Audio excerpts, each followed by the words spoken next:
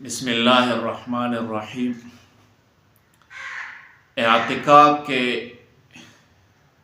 فضیلت اور اس کے چند مسائل ہم بیان کریں گے۔ نفس اعتکاف ان عبادات میں سے ہے جو پچھلے تمام انبیاء کرام علیہ السلام کے زمانے سے چلی آ رہی ہے، اور اللہ تعالیٰ نے قرآن مجید میں بھی ان کا ذکر فرمایا ہے۔ اللہ سبحانہ و تعالی نے قرآن پاک میں اپنے خلیل حضرت ابراہیم علیہ السلام اور حضرت اسماعیل علیہ السلام کو بیت اللہ کی تعمیر کے بعد طواف کرنے والوں اور اعتکاف کرنے والوں اور نماز ادا کرنے والوں کے لیے بیت اللہ پاک صاف رکھنے کا حکم دیا ہے۔ گویا طواف و نماز کی طرح اعتکاف بھی اللہ تعالیٰ کے قرب کا خاص ذریعہ ہے۔ باری تعالیٰ اپنے دو برگزیدہ پیغمبروں کو معتکفین کی خدمت اور ان کے اعزاز میں مسجد حرام کی صفائی اور خدمت کا حکم ارشاد فرمایا ہے، اور رمضان کے اخیر عشرہ کا اعتکاف کرنا رسول اللہ صلی اللہ علیہ وآلہ وسلم کی مستقل سنت ہے، اور اس کی فضیلت اس سے زیادہ کیا ہوگی کہ نبی کریم صلی اللہ علیہ وسلم ہمیشہ اس کا اہتمام فرماتے تھے۔ امام زہری فرماتے ہیں کہ لوگوں پر تعجب ہے کہ انہوں نے اعتکاف کی سنت کو چھوڑ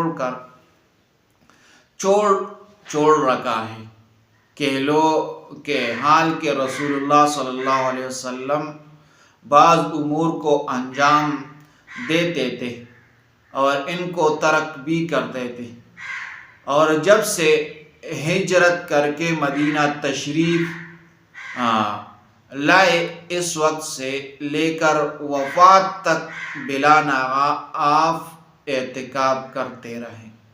تو اس سے اندازہ لگائے کہ نبی علیہ السلام نے ہجرت کے بعد اعتکاف نہیں چھوڑا ہے۔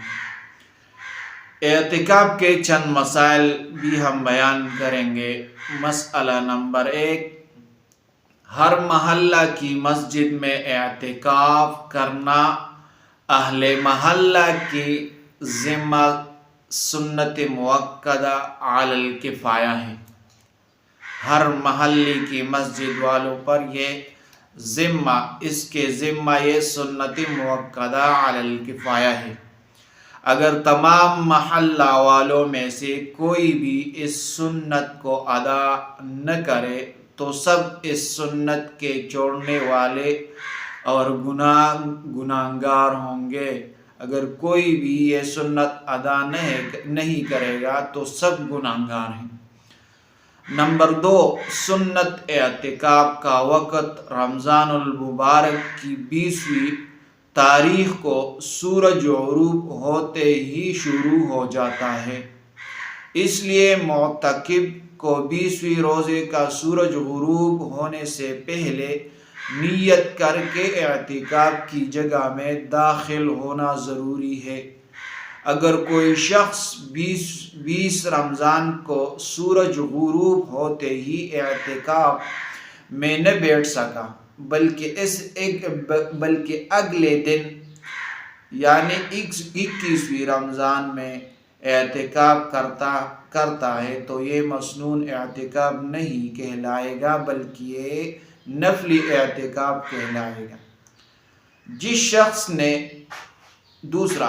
شخص نے رمضان کے آخری عشرہ میں اعتکاف کیا ہو، اس کے لیے بہتر یہ ہے کہ عید کی نماز ادا کر کے گھر لوٹے، یعنی اگر عید کا نماز کر لے پھر گھر لوٹے تو یہ بہتر ہے۔